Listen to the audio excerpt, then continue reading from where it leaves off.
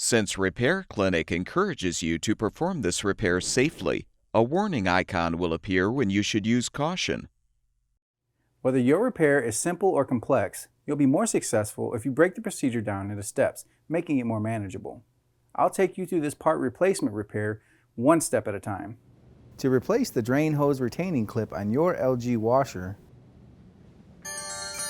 pull the washer away from the wall.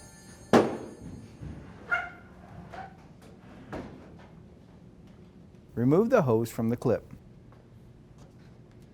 Then, if applicable, squeeze the drain hose retaining clip to remove it from the washer.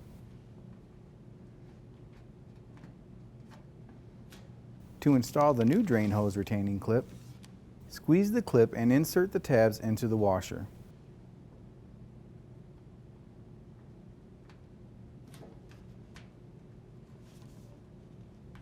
Snap the drain hose in the clip.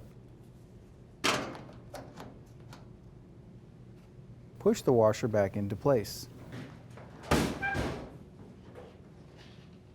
And your washer should be ready for use.